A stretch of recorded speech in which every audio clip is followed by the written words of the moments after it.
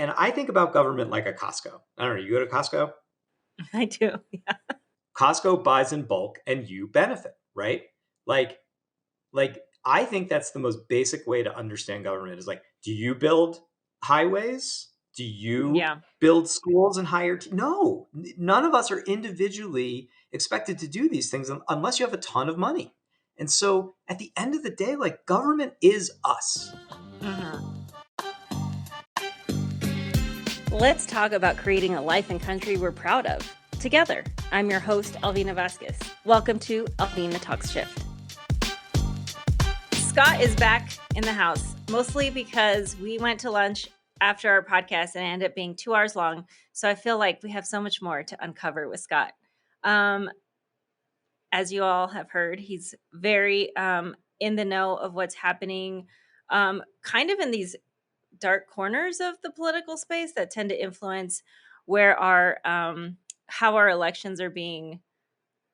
I don't want to say manipulated, but it's having a really big effect on local and actually state policies. So, welcome back, Scott. Thank you very much, Alvina. Happy President's Day. Yeah, happy President's Day. We'll celebrate with French This is cheese, how we as we celebrate discussed. President's Day. That's right. Everybody gets le président cheese. I feel like just now you talked about the dark corners of Colorado politics, and I feel like that's just another way of saying that the corners that nobody wants to pay attention to, Yeah, but then exactly. and we were talking earlier, like last week, it was announced. So two major conservative organizations announced that they had an accord, that they had reached an accord. It was very dramatic. And they said, we've reached an accord. We've never agreed with each other on anything. And so just for background, Colorado Concern is this very mainstream, tightly controlled, pretty elitist business organization in Colorado with a lot of influence. And they've always kind of been in that business lane. And then you have this group called Advanced Colorado, and we're going to go back to that in a second. And Advanced Colorado is totally dark money. We have no idea who funds them. It is sort of a mystery in Colorado politics, although we have guesses. And they're really conservatively, ideologically right wing. And so there's always like a difference between these two organizations. And early last week, they dropped 3 ballot measures and this is why nobody likes to talk about this stuff, because it's really complicated to explain why these ballot measures are so horrendous for Colorado. But it was really weird that these two organizations are now working with each other. And these ballot measures they literally, if they pass, and I'm not saying this, like I know that as president of the Ballot Policy Center, people feel like I'm giving them a particular slant or spin. But truly, from like a just objectively technocratic, like what would these ballot measures do is they would completely destroy local state government funding. We have 3,000 plus local governments throughout the state. And then they would put this totally insane cap that no other state has. And we can talk about it. And by doing this, it would basically mean that every single local community has to have a statewide vote to approve it getting more revenue. And it's hard to tell what it is, but it's like, this is what Advanced Colorado has gotten used to doing, which is filing very nightmarish, ballot measures that could destroy the state, right? And that would be surfacely popular. Who doesn't want a property tax decrease, right? Who doesn't want to limit taxation in their local communities? And then they rely on that threat to essentially hijack the state legislative process, which of course is controlled by the elected representatives of the people of Colorado. And it happens to be Democratic control in both chambers and sort of kind of in the governor's office. By working this way, just to wrap up, like they've effectively learned how to control the politics inside the state capitol. That if you can threaten that building enough with enough money and something that is so surfacely popular, but so devastating to the state, that you can get your way. And I think we have to name it to tame it. This is new, right? I mean, they've been building this capacity now for a really long time. They filed 41 ballot measures since the end of the last legislative session. Wow, that's a lot. 41 ballot measures. So I guess kind of going back to what you're saying, like these ballot measures, I mean, we know everybody votes for more money in their pocket. That's why these ballot measures pass. Because that's how it's sold to them. You know, more money in your pocket, better for you. It's a very individualistic point of view on how we, you know, support our community and support our city governments and all the things that we need them to do to serve us. How do you message? How do you push back on that? If voters are inundated with work, kids, school, now, you know, folks are working 2 jobs to just make ends meet. And then they get a mailer that says, vote for this, more money in your pocket. I mean, we have different kinds of debates in our politics, right? And so, for instance, we have a reproductive health debate, right? And if you think about, I mean, we've clearly reached a place in the debate around abortion and reproductive health where the narratives are super simple, right? Where we have figured out, after years of having this fight in the public discourse, how to bring it down to basic values so that you don't, and like literally think about the way we used to talk about some of those issues like in the 90s, both sides. Wonky, experimenting with different logic frameworks, like what do you care about? What do you not care about? And today, I think it basically boils down to like my body, my choice. Like it's so elemental. And I think that when you think about fiscal politics, we're not there yet at all. Like, well, and I will say the right is there. I mean, if you think about Grover Norquist, right, more money in your pocket, like they successfully achieved a narrative that every American implicitly understands. I was talking to somebody the other day, and they were angry about something that we were supporting or I wrote, and it was just amazing how they repeated word for word this basic narrative that it's just more money, that government's like a household budget, and they have a spending problem, and you need to put more money in your pocket. And what they have completely obfuscated is that that's actually a bad deal for most Americans and for most Coloradans. Like one of the most important things that I think we achieved over the last couple of years was finally getting a table, as simple as this, a table that's put on any tax cut question. And it says, you just have to show how the money breaks down in the income tax cut for every income tax bracket. And what you see is like nothing for most of people and a whole lot for people up top. And we're trying to figure, and I think about government like a Costco. I don't know, you go to Costco?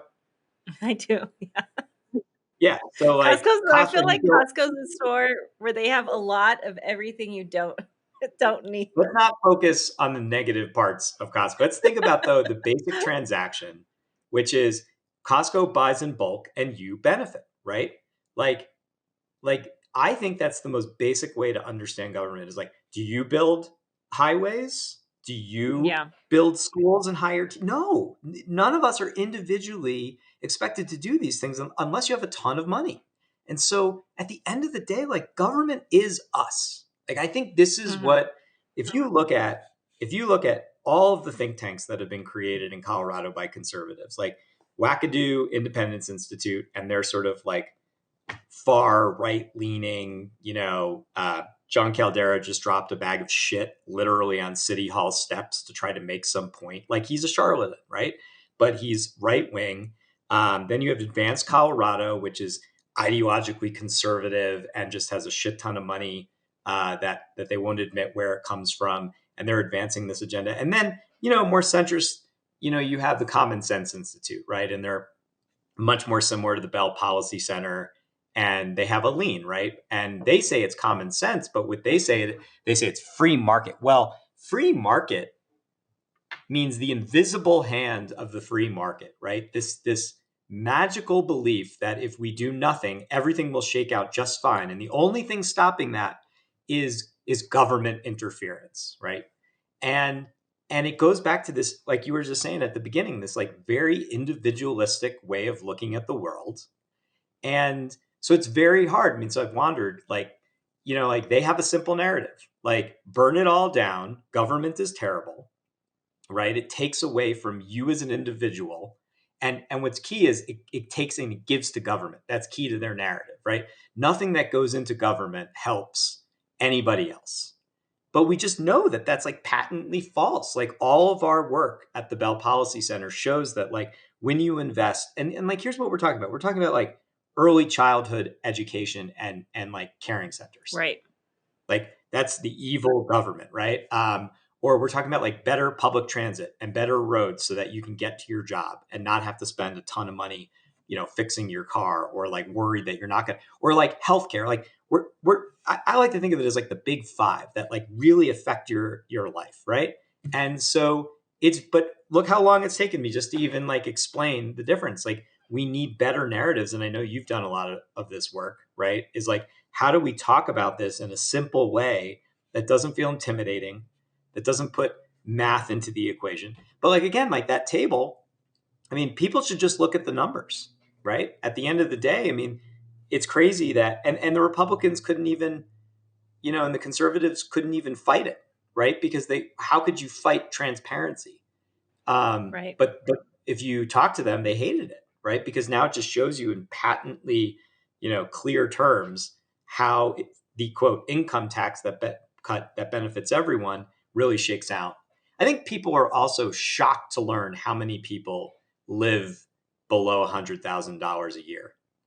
Like we're talking Yeah. about like 60% of Colorado lives below $150,000 a year, and people are shocked by those numbers. But those are all the things that these conservative think tanks don't want you to know. So let's rewind. Let's talk about think tanks. What are think tanks? Well, I mean, everybody has a different, like, I remember when I started at the Bell Policy Center, people, they didn't like being called a think tank. Like, I think a think tank, you know, is this idea that it's more of an ivory tower. I mean, the original think tank, right? Like came out of after World War II.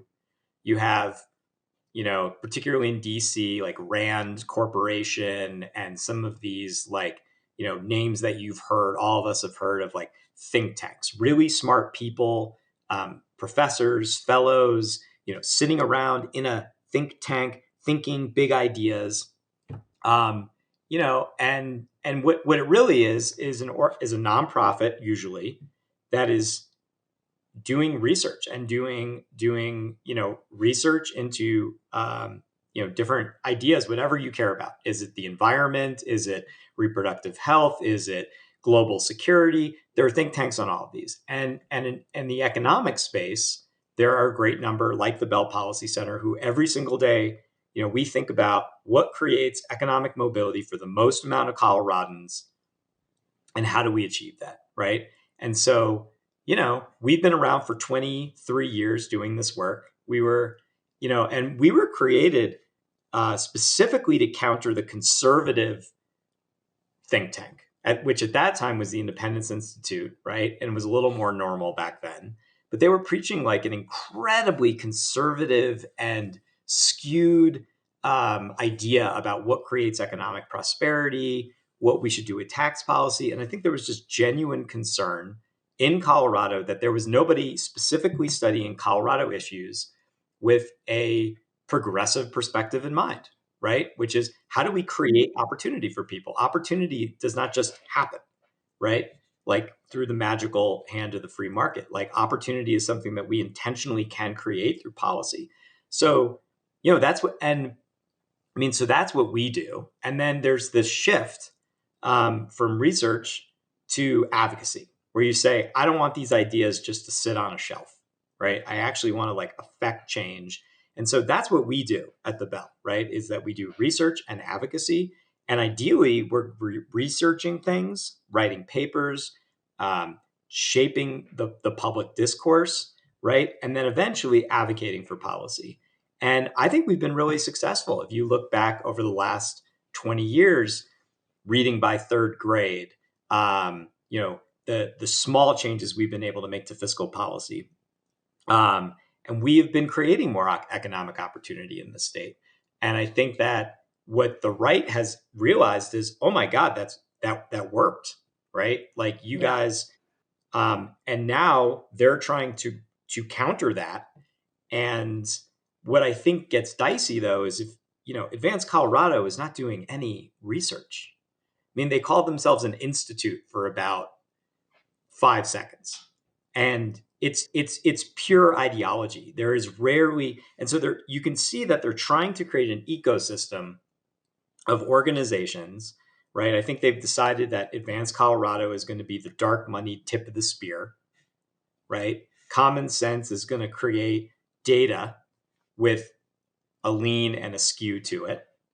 Um, and Advanced Colorado is just going to throw, they do research, but more times than not, it is research for the specific purpose of proving an ideological point, which causes them to be incredibly sloppy. In fact, just last week, we were reading a paper that they put out where they call children special interests. They say the government is giving tax credits to families, um, and working families and this and that, and they say these are all special interests. And they say if we just did an income tax cut, every Coloradan would see $1,000 cut. And it's like, what did you just do, right? Like, so they have facts. I mean, they're accurate in the number of tax credits and they're accurate in the number of tax expenditures, but they're completely inaccurate. And I mean, it's when you do a tax cut, not everyone gets the same amount by definition, right? Like Right. people at the bottom get very little, and people at the top get thousands upon thousands. But they say everyone would get $1,000 tax cut. Let's talk about Ayn Rand a little bit, because I feel like she has a complicated history in these economic issues. Oh, What's your take on how she has influenced our, like, these are how we talk about the economy, how people see themselves in the economy to this day? so Ayn Rand is, Russian immigrant to the United States, um, believes utterly in the individual, right? And you have to like appreciate and actually like, so this is the context. Like, so we win World War II. Um, FDR, right, reinvents the American dream through Keynesian economics. Um, and there is a strain of highly conservative, individualistic thinking about the economy. Ayn Rand is one of these very ideological thinkers. Fun fact, I grew up reading her books. My mother was a big Ayn Rand fan. I have like 20 Ayn Rand books in my library. Um, and she believes in the power of the individual. And she is reacting to communism and what she saw growing up in Russia. And she comes to America, and she, as well as a lot of other thinkers, right, start preaching this idea of highly individualistic, free enterprise economics. But like, she's actually kind of like a fringe. I mean, there's Barry Goldwater, and a whole bunch of other conservatives within, it's when you think about it, like, and I think this is a part of the conversation, is that the American narrative has shifted so rightward. Like, it's hard for us to appreciate that in 1960, the top income tax bracket was somewhere in the like 80s and 90%, right? Like, we had a highly progressive. I mean, it's funny to me today when Colorado gave up its highest tax bracket. Like, we used to have differentiated tax brackets until 1987, and we're trying to get one back in Colorado. We think that the wealthiest 5% should pay a different tax rate than everybody on the bottom. And somebody's like, "That's communism," and I'm like, "Are you serious?" Like, many states in America have a graduated progressive tax code. America as a nation has one, and furthermore, the top bracket in the 50s and 60s was extremely high, and there were in the minority ideological conservatives like Barry Goldwater. You talk about Ayn Rand and a lot of other thinkers who were like, we want to change the way that we talk about the economy in America. And previous to that, it was a rising tide lifts all boats, that we together can intentionally invest in our communities and make ourselves better. And you see it all over America. And over the course of 30 to 40 to 50 years, they created think tanks, right?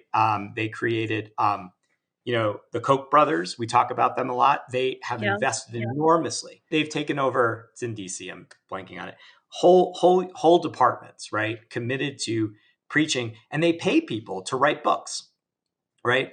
Jane Meyer from the New York Times does a great job documenting the Koch brothers' creation of think tanks, right? So that these are hugely ideological statements that are constantly backed up by quote unquote research, right? And so the result is that it creates a dominant narrative, an ecosystem that basically validates itself. And they're creating that in Colorado, and they're being really intentional about it.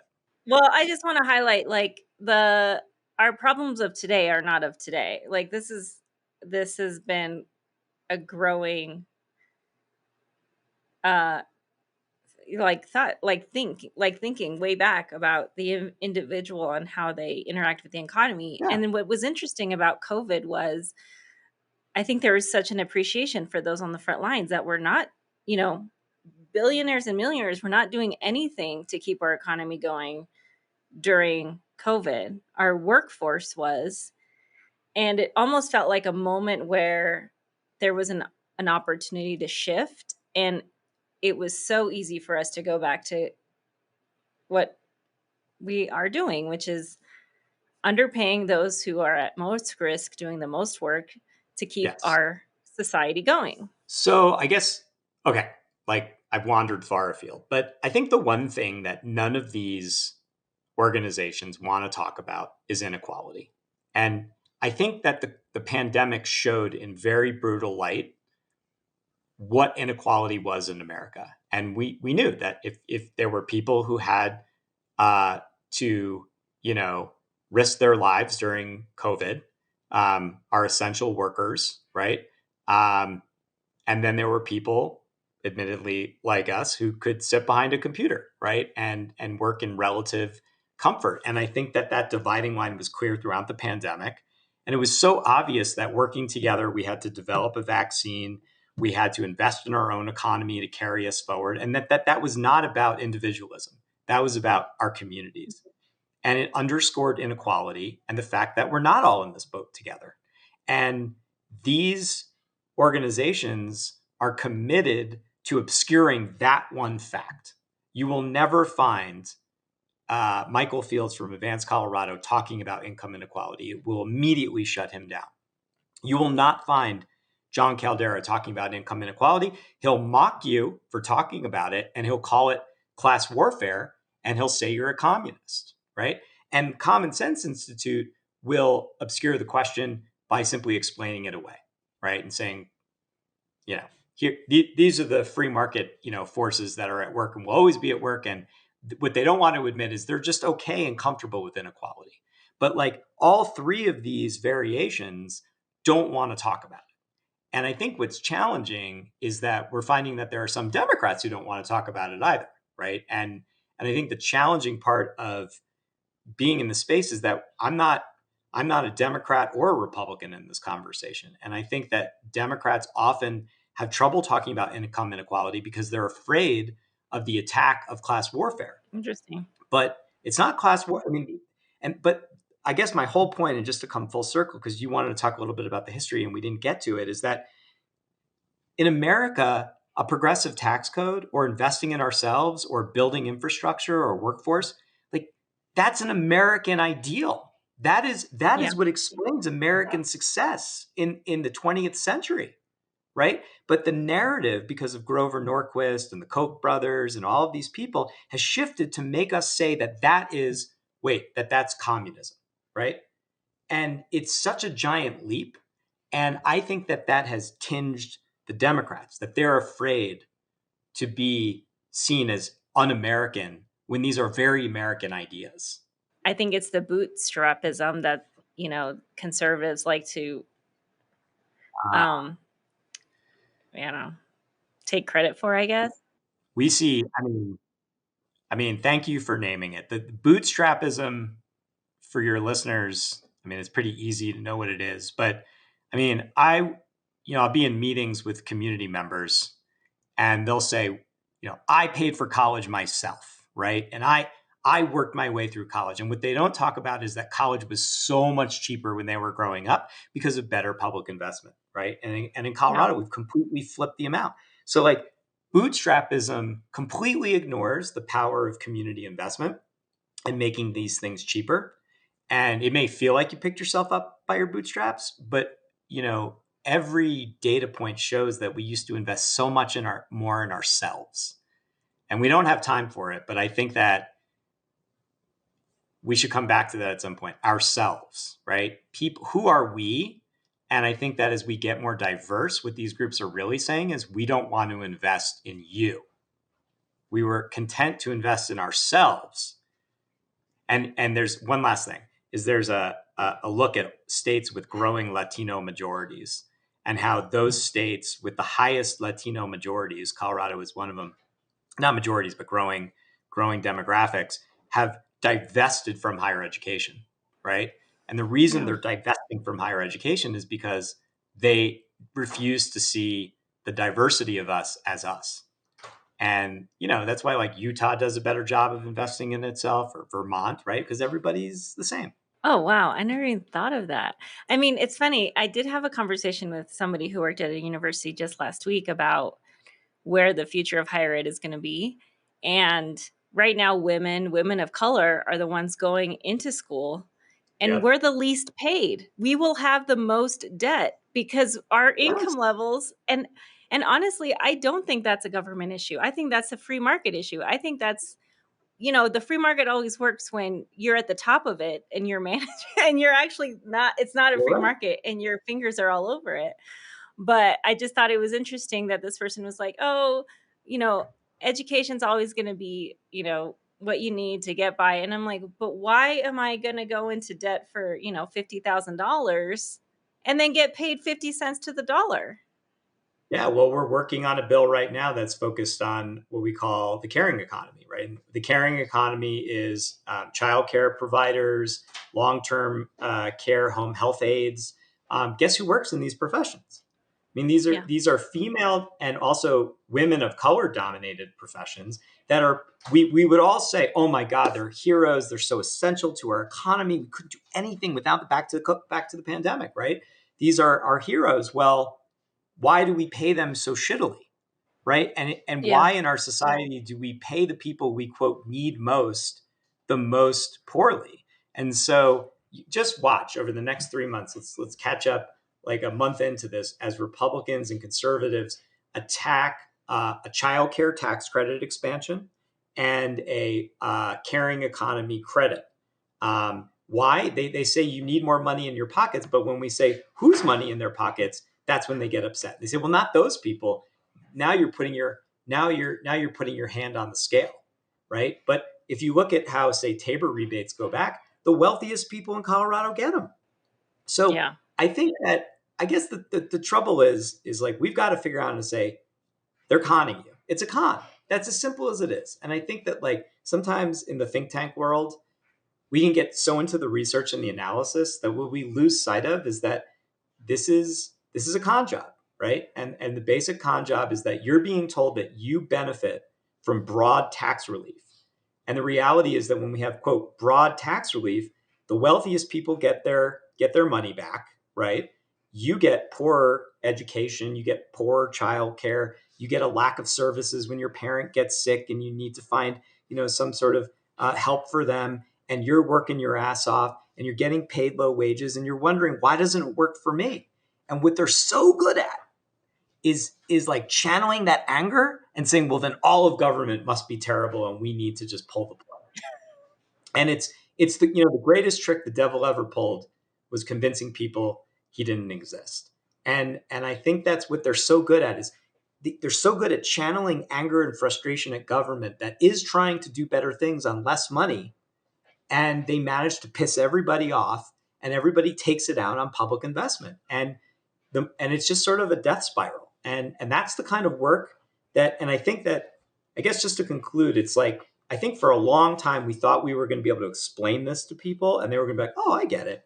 And the reality is that we need to, it's about values and it's about Yeah. where people's hearts are. And I think that's the work you've done, and that's the work that we all need to do, is just realize that like yeah, the data is good and you need to have your facts, but you also need to be able to tell a compelling story, and remind people of how this nation became great in the first place, right? And it was about investing in ourselves and realizing we were all in this together.